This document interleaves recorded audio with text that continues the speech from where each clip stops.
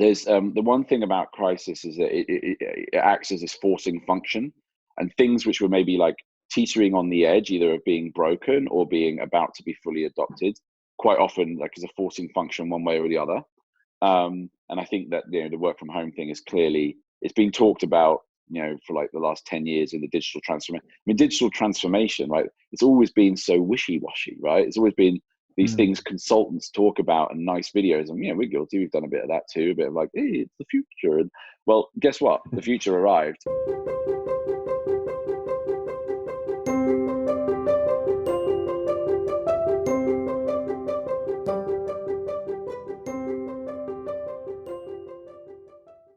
Hello. As you can see, if you're watching this on a video, we're not in our office talking to each other. We're doing what everyone's doing at the moment, which is working remotely from home and zooming our way in to do the podcast. So it is a really, really strange time. We thought this is probably a good opportunity time to talk about something that's kind of quite close to our hearts. Something that we've been thinking about for a while, but actually what's happened in the world with coronavirus, it's pushed it right to the top of our agenda. And I guess it's one of those things, it's a difficult one, this, because this sounds a bit like a cliche, but I think of it a bit like with Uber. Before we had Uber, if we wanted to go to get a taxi anywhere, we could do it. We could either, if you lived in London, you could go out into the streets and you could hail a black cab, or you could walk to a taxi rank. Or in London, the kind of the company that you phoned up was called Addison Lee, and you could book a cab in advance. And so if you really wanted to, you could get a cab, but it was a bit, everyone kind of knew it was wrong, but didn't really know how to solve it, or didn't really think it was solvable until Uber came along. And then suddenly, oh my God, it's really easy. I don't have to have this thing where I stand in the road and wait for a black cab to come along. Or I don't have to do this thing where if I'm booking a cab, I need to sort of think about it an hour in advance so I can get them to turn up on time. Suddenly I've got this app and I can just look at it, and and a cab will turn up within a few minutes and take me to where I want to go to. And from our point of view, we think that the whole experience of working from home has been a little bit like that. It's a little bit like the elephant in the room. It's like, yeah, we all kind of go, yeah, working from home is really cool, and you can do this and you can do that. But we also know that it's a little bit, it's not a super rewarding experience for people working from home, because they lose that connection. They lose that connection with their colleagues, but also with the really, really important information that might automatically surface if they were sat in the office. And so I guess what we wanted to talk to you today about is really this kind of this challenge of how you make working from home a more connected, a more joined up experience for people. And obviously how we're responding to that, because we're seeing this as something that that we need, that's very relevant to this type of conversations we're having and the conversations we're having around product and the platform that we've already got with ScreenCloud, how we can make that better to help our customers. So that's a kind of random introduction there. Yeah, I was like, so coronavirus is like Uber. What? Yeah. Okay. You see what I was coming to, though? It's that kind of idea. Yeah. People they're happy to work from home, and it's like, and you don't always necessarily realize that there's a problem to solve until you really think about potential solutions, and you think, oh my God, yeah, it's really, there is a real problem to solve here, and actually it's not as impossible as it might seem on the face of it. Okay, so I think there's definitely, that's what we're going to focus on. I mean, let's just address the elephant in the room. The whole world, or a third of the world is on lockdown. I think it's a third. It's a lot. We're a digital signage business, and screens are typically in public places, and that's everywhere everyone currently isn't. So that's a bit shit from a business point of view, but very much necessary from a world point of view. So so like, this is hard, isn't it? So like, I think first up, let's just acknowledge that really most people doing digital signage projects are going to put that on hold right now whilst we sort of deal with this. And obviously that has in itself an existential threat to what we do, at least in the short-term period that hopefully this will last for, but this could last for a while. And yeah, we've seen it. Like, you know, we've had a a record. Well, we've never had a month where we didn't grow, except I believe this month, where we're going backwards, and we may be going backwards for a bit longer. So that's crappy. But that's also understandable, and that's partly because we took some measures towards helping our customers first of all. So even ones who'd signed up for contracts, in theory, we didn't owe them refunds or whatever. We said that if your premises was shut, we would credit your account for as long as your premise is shut, because it feels like the right thing to do. And so that has sort of had an impact on our revenue, sort of on purpose as such. Although in fairness, you know, I'm sure a lot of those customers probably would have cancelled anyway. And then we've obviously had churn as well. So, I mean, I know we don't want to go into like the ins and outs of how shit this is for our company, but I think if we just don't acknowledge it at all, it just kind of feels weird. It's like, oh yeah, that really horrible thing, but hey, that's work from home. But the work from home is a part of it. Just to kind of, I just want to make sure that the narrative makes sense. Yeah, like, yeah.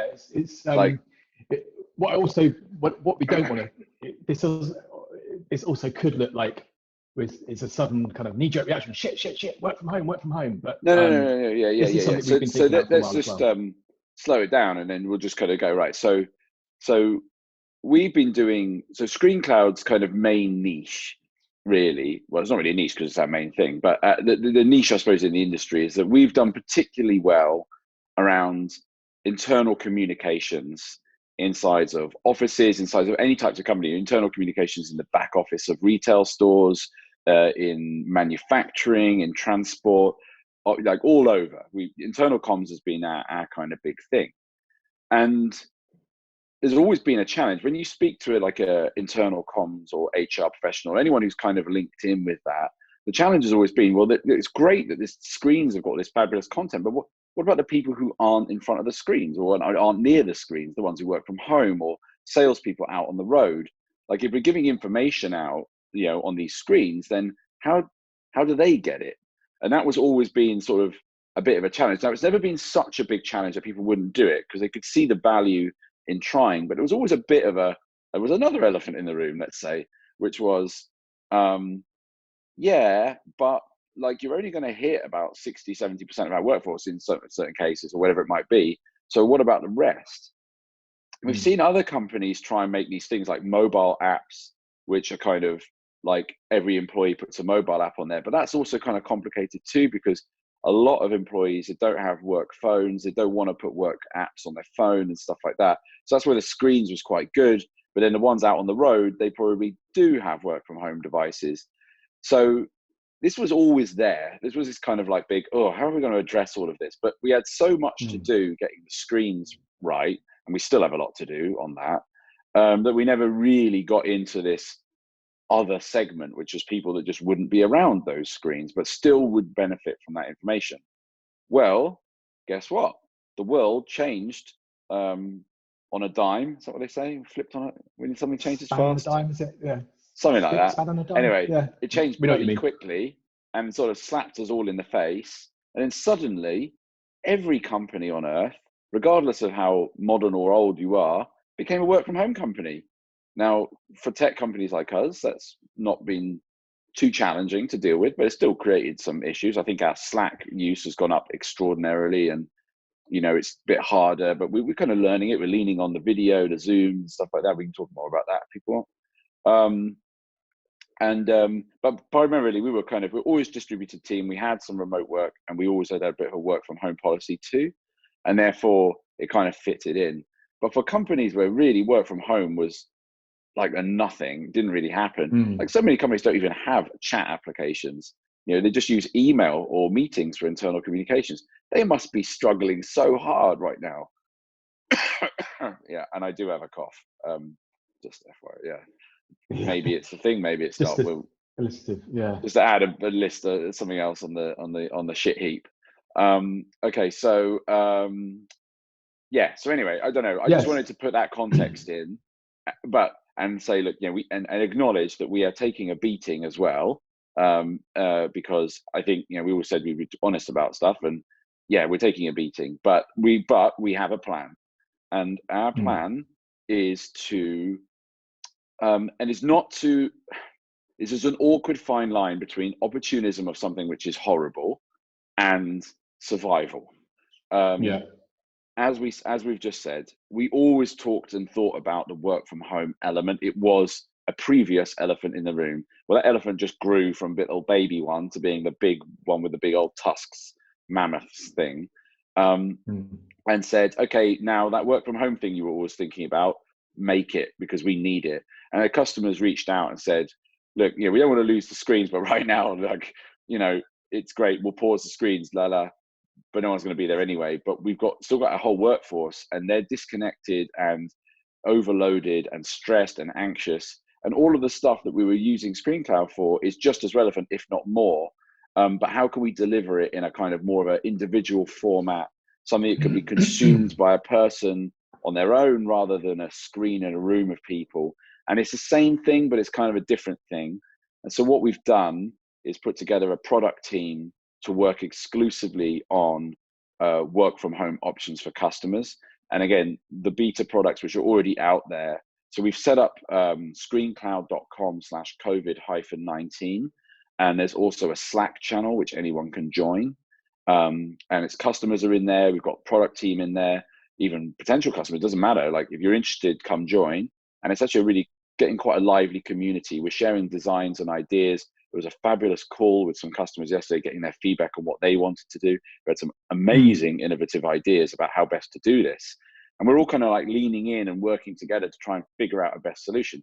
And yeah, there will be a commercial element to it down the road, because we're a business and it costs money to make products. But, it won't be, that isn't, I mean, it is a driver and it's not a driver. You know what I mean? We're not trying to go, woohoo, great, this is really good. We've got an opportunity to take advantage of this, because we're not being, this is anything but a good situation for us. But it does force innovation. Anyway, you may have rambled at the beginning. I just rambled a bit there. No, I think that ramble back. Let's have a ramble tennis. Yeah, let's talk about it. The interesting thing, I think, is we haven't, and this is, I suppose, what I was trying to get at the beginning is this is kind of relatively new. There isn't necessarily, we're still kind of making up, it's not necessarily what the product is. It's more like, how do people want to consume the kind of content that went on public screens at home? How is it different? Because you can't just assume that someone's going to go, yeah, great, we'll get ScreenCloud and we'll just put it on our TV. And when I'm working from home, I'll just look at it. I'll just have it in the background. That could work. And I'm sure for some people that is what's happening. But there's a different type of way in which people want to or can manage the content at home. And that's, I think, one of the things that we're trying to not struggle with, but we're sort of debating is like, how is it different at home to work in terms of the type of content that people will want to see, but also how they actually access it. And I think that's, so we've come up with a few different ways of doing that. So one of the things that Luke's coined, which is quite a nice thing, we can't really probably use it commercially, but I think people get it, is Netflix for work. So the idea is that you can, in the same way that you would surf your TV at home and look for the kind of channels that you're interested in, the programs that you're interested in, you can do the same thing using with ScreenCloud content or the content that you have created. So you might say, actually, I want to look at, I just want to see what the stats are today. So I'm going to look at the dashboard channel, that kind of thing. And then we're also aware that people might not have a second screen and they might need to access content via their browser. Dear me. Hope I'm not coming down with anything. It's infectious via Zoom. Yeah, Zoom. Got you. I don't think I've got it. I've basically been self-isolating now because I had a cold about a week and a half ago, just in case that was anything, but it was literally a cold. So fingers crossed. But yeah, this other idea of how do you access content within a browser? Is there a way that you do that? And again, it's probably not that you're not going to click a browser and sit there and sit back and passively watch content that someone's created within the organization. So in that case, you might, again, need to navigate a little bit, or you might need to we might need to sort of surface different content based on how important it is. So I think rather than that, we don't necessarily need to describe the product exactly, all the stuff we're building to people, because if they're interested, they can go and check it out. I think what might be kind of interesting is to just think about maybe more broadly, what is working from home like? What is the experience like for people who aren't used to it, right? Because we're more experienced in this, and actually that's kind of useful. If you've not really worked from home, if this is a new thing for you, I mean, there is also a bit of a proliferation of work from home stuff, but I suppose if we just stay, rather than get a desk which has got a screen at a nice height, and remember to take breaks for walks. I mean, all that stuff you can go and find, right? There's bazillions of things. But when it comes to information, like what's the key stuff? I think it's not just ScreenCloud either. It's different bits.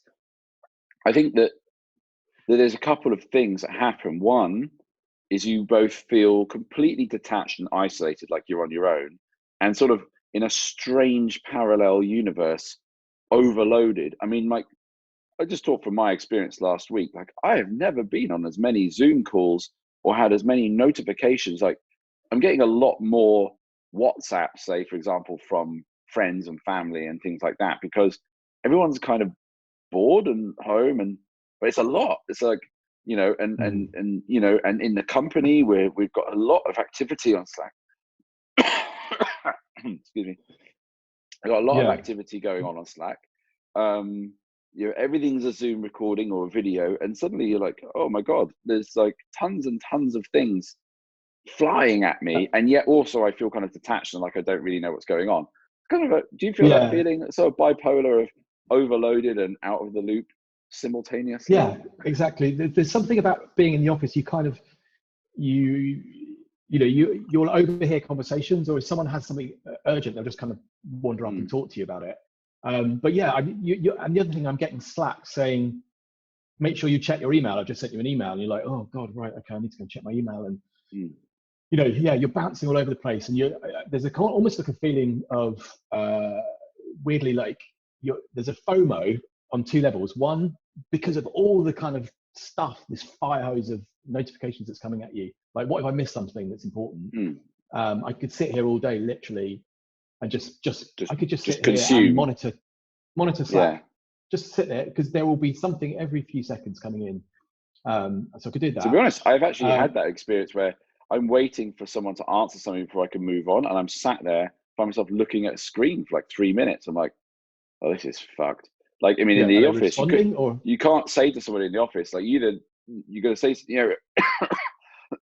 it's kind of asynchronous, well, it's synchronous kind of thing. So, and then I suppose the other thing is, as you say, sort of just like missing out on that human connection. So, like, a couple of things we did. We did a kind of a virtual coffee, which is, it's not, that was good. Unique. Lots of people doing that. Yeah. And then Mark did a fitness class, which was good. So, and it actually, you kind of thought, God, we should do this when things are normal, because it worked. It was a really nice way of see. This is people. One of the positive things about this, is that it will leave a footprint. Like, I mean, like, there's a lot of tragedy which is going on, and to be honest, about to happen. A lot of businesses are going to go under. A lot of good businesses have been around that had no real underlying reasons why they should go out, are going to get screwed. A lot of people are going to die. We already know some people, like, not directly, but we know some people who've died, sort of through. It's getting closer. Put it that way. Yeah. And there's going to be, this year is going to be going down in our history as sort of, wow, like, I think it's beyond things like the 9/11 and the crash now. Like, I think if it, unless things pull around, like, it's going to be extreme. But I also believe that there's some positive to come from, I mean, like, the world was getting into a pretty sort of partisan, but, kind of angry place.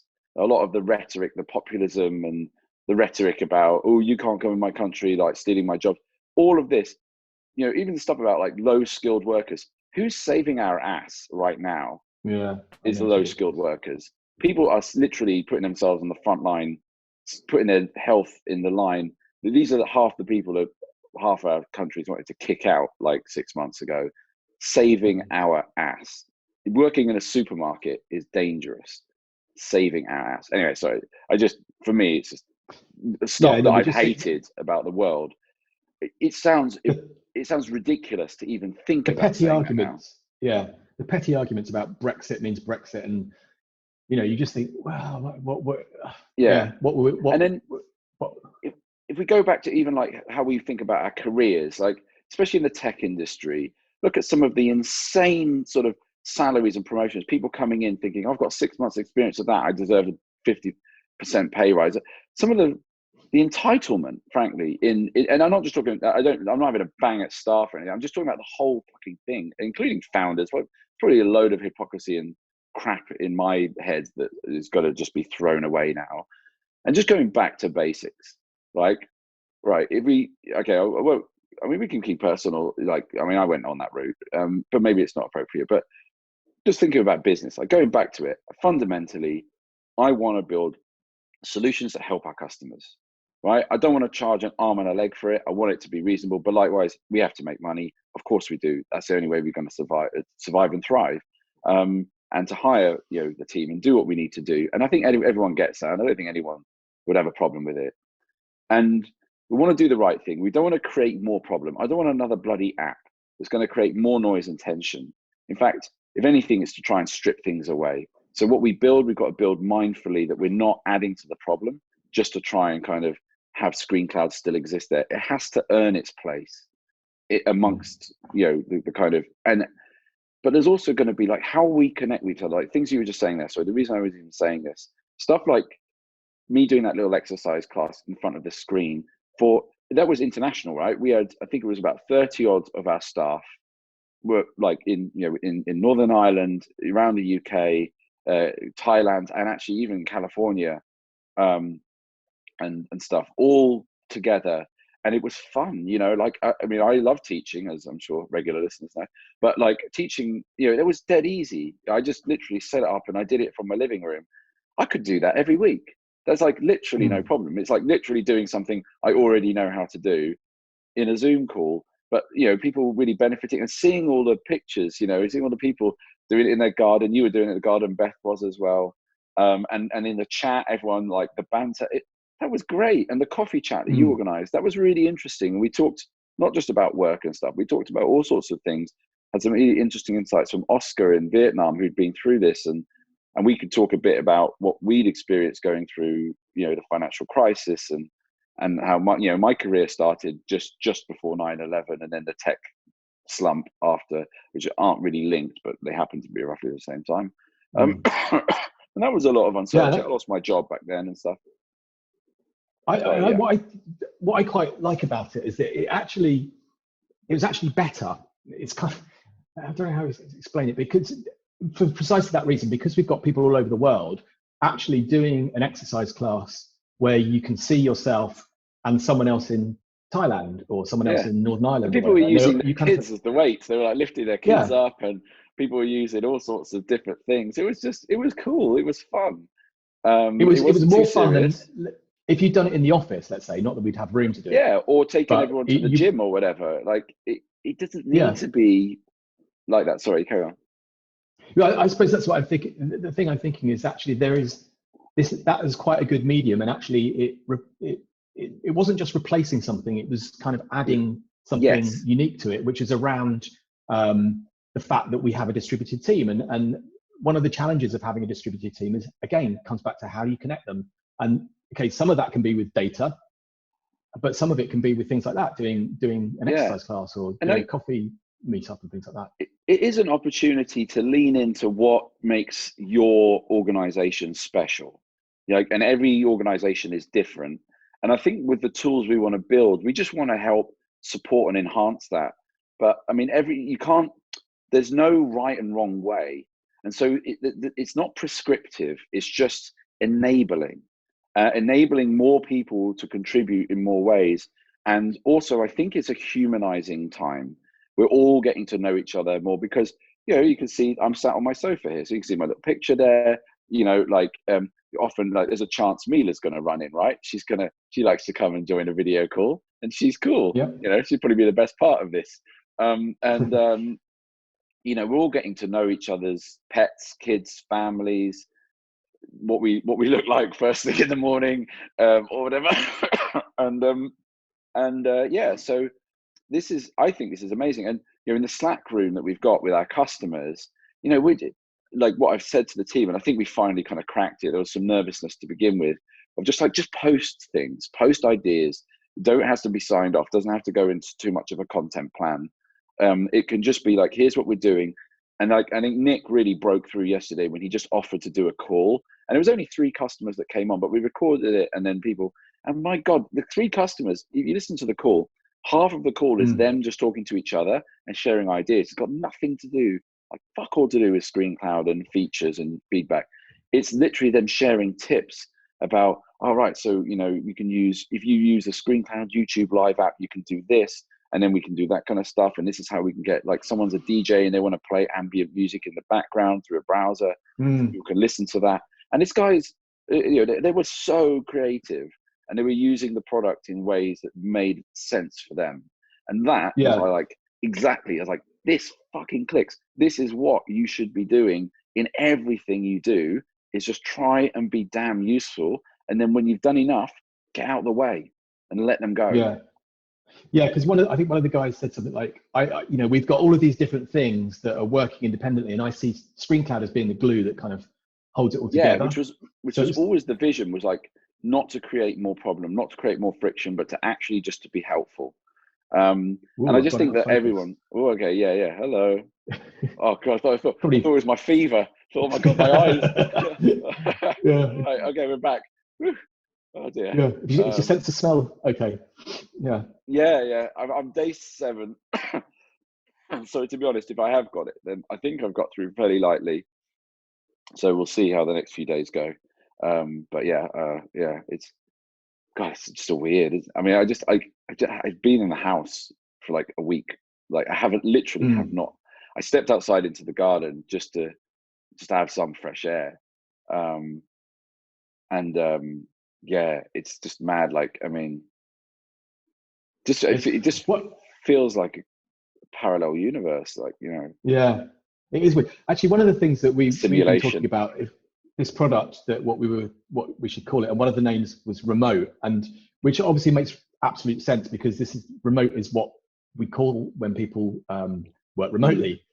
But actually, it's kind of interesting because it also illustrates the kind of the negative aspects that we've been talking about it. And actually, working from home, you do sometimes feel a bit remote. You feel remote from your colleagues, remote from what's actually going on in your office. Do you miss out on the banter? Do you miss out on if you're ambitious and you're not sat next to a founder? It can be a bit us and them as well.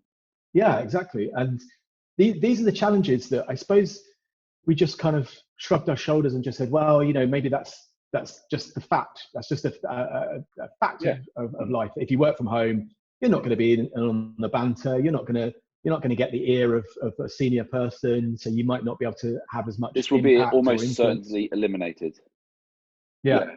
And that's wrong. I mean, it should be wrong. It should be that you set up your organization so everyone has as much influence and as much involvement, regardless of whether they're sat in a hub or an office or up a mountain somewhere. I think so it's quite interesting. I think that word remote actually is quite telling, because in some ways it's meant as a positive thing. I mean, there's that book, isn't there, Remote, and it's all about how to work remotely and things. But actually it also has that kind of negative, I don't want to feel remote. I don't want to feel remote from what's going on, because I feel like I should be a central part of what's going on. And does working from home equal less? Does working in the office equal good and working from home equal less good? And it's those kind of things, I think, that we're kind of as a society perhaps now just challenging ourselves and just working through. But I think we've always probably thought that working from home was like a nice little perk. Or, you know, if someone is really, really good, but they don't want to come to the office, well, we'll compromise because, you know, they're really, really good. Well, But actually, sorry. Yeah, but as I say, actually, and I'm not saying that forever everyone's going to work from home, but I think one of the things that will come out of this is actually working from home, at least some of the time, isn't that terrible. And actually there might be some real benefits in terms of being able to be less interrupted and be able to think deeply. But also if there's systems in place that make it allow you to still contribute when you want to contribute, and to not feel like you're somehow outside of the central aspect of the business, then that's got to be a good thing, I'm sure. Well, they say it only takes 21 times uninterrupted to form a new habit. So I think everyone's going to have some new habits pretty damn soon, because I think we're easily going to be doing this for 21 days. But I think, yeah, the sort of, I guess it'll be the final sort of bit. I don't know, how long have we been going? We've got about another 5 minutes. Yeah. Oh, right. Yeah. Well, I was going to say, like, it's kind of linked on with what you were saying. Is the during crises, of which we've been through several in our careers, there's the one thing about crisis is that it acts as this forcing function, and things which were maybe like teetering on the edge, either of being broken or being about to be fully adopted, quite often like as a forcing function one way or the other. And I think that, you know, the work from home thing is clearly, it's been talked about, you know, for like the last 10 years in the digital transformation. I mean, digital transformation, right? It's always been so wishy-washy, right? It's always been these things consultants talk about and nice videos. And, you know, we're guilty. We've done a bit of that too, a bit of like, hey, it's the future. And well, guess what? The future arrived. And people are like, oh, right, let's do this. So it was heavily predicted, but not really that vastly adopted. Well, that changed. And I think that, you know, one of the forcing functions that I'm particularly sort of keen on was, you know, we were always like, you know, a digital signage company, and like, you know, but digital signage literally just means putting stuff on screens, right? Not much more than that. Maybe you can touch the screen or whatever, but there's not a lot of scope beyond it. And yet, obviously, that is where the market is, and that's the people who are buying, and predominantly most of the people who bought from us so far bought for us because we provide a digital signage service, and no more, no less. But it was always awkward for us because really the kind of the bigger mission, well, I guess it kind of evolved, but the bigger mission that came out after the first couple of years of the company was this is a communications thing, really. And actually, if you're just going to do screens, then it's just another channel. But if you can pull it all together, then actually it's super powerful. And the bit I was always struggling with was, we always knew that we wanted to switch into this mode. But like, it's a brave person, or brave team rather, that kind of like agrees on this, that says, all right, let's like change the positioning of the business and go, yeah, that thing you kind of understand and want to buy it, we're not quite that anymore. Where we are, but we're not. We're this new thing. Ooh, look, that sounds fancy. Like suddenly, you know, all of that you know, you could cannibalize your leads and stuff. Well, guess what? The world did it for us. It cannibalized our sales, and will do for some time. I mean, I question why anyone would do a digital signage network right now. So it's that forcing function of something we knew we needed to do. It's just kind of kicked it along and actually created a sort of a space to explore it with some urgency with customers who are also not quite sure what they want either, but happy to just see people trying.